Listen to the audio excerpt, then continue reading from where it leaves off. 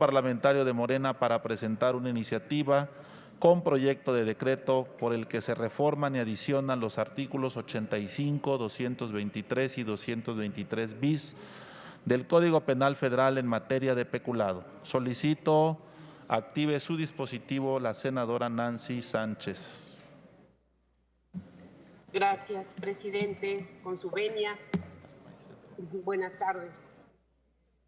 Para quienes tenemos claro un auténtico compromiso transformador del quehacer público, tenemos como uno de nuestros principales objetivos eliminar cualquier acto de corrupción que atente contra la integridad y el bienestar de nuestro país.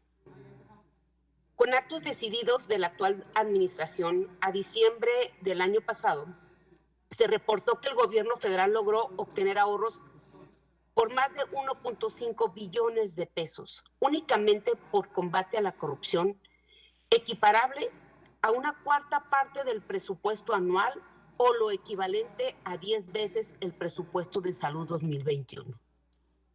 Esto demuestra que administraciones anteriores supieron cómo desfalcar al país para lograr el enriquecimiento de unos cuantos a costa del bienestar de millones de mexicanos. Para continuar ganando esta batalla, es deber de quienes legislamos en esta etapa de transformación en México, coadyuvar a la estrategia del Ejecutivo para lograr que este cometido atender esos vicios normativos a fin de evitar que se sigan suscitando hechos de corrupción que atenten contra nuestra sociedad. En este sentido, uno de los actos que más dañan a los mexicanos y a las mexicanas tienen que ver con la malversación de fondos, el desvío de recursos, el enriquecimiento ilícito a costa del presupuesto federal, con un agravante como los desvíos de fondos programados para atender a poblaciones en situación de vulnerabilidad.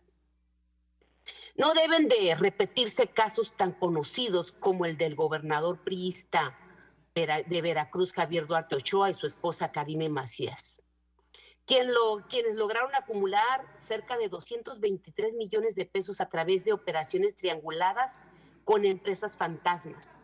O el caso de la exsecretaria de Sedesol, o Sedato, y Sedato más bien, Rosario Robles, quien fue una de las que desviaron poco más de 5,000 millones de pesos durante la administración anterior. O en un caso muy reciente y lamentable que sucedió en mi estado, Baja California, lo ocurrido con Brenda de Vega, esposa del exgobernador Francisco Vega de la Madrid, quien durante su encargo honorario como presidenta del sistema DIF estatal captó donaciones que nunca entregó a DIF estatal, reteniéndolas en forma ilegal a través de cuentas personales, logrando a finales de abril un acuerdo reparatorio de daños con la Fiscalía General del Estado para devolver 6.8 millones de pesos robados hacia cuentas personales enviados, afectando a madres vulnerables y niños con discapacidad. Es decir, nuestras propias leyes prevén salidas fáciles para aquellos funcionarios o servidores honoríficos que hayan incurrido en un acto de perjuicio, cuyas acciones quedan resarcidas únicamente con el reintegro de los fondos desviados sin importar el grado de afectación que hubieran ocasionado. Por todo esto, es la propuesta de reforma que encamina a no conceder libertad preparatoria a los servidores públicos, incluyendo aquellos de cargos honorarios que hayan cometido delitos asociados a peculado, de acuerdo con lo establecido en el artículo 223 del Código Penal Federal, que se define como sigue: todo servidor público que para su beneficio o de una tercera persona física o moral distraiga de su objeto dinero, valores, fincas o cualquier otra perteneciente al Estado o a un particular. Con esta propuesta de reforma al artículo 85, 223 y 223 bis del Código Penal Federal, no se queda con una solución simple, únicamente reparación de daños, sino quien cometa un delito de esta naturaleza implique la aplicación de castigos más severos que demuestren la disposición de este gobierno a cambiar las formas y los modos de cómo debe de actuar los funcionarios al servicio de la nación. Es por esto, senador presidente, el ataque a la corrupción no nos sirve en el discurso.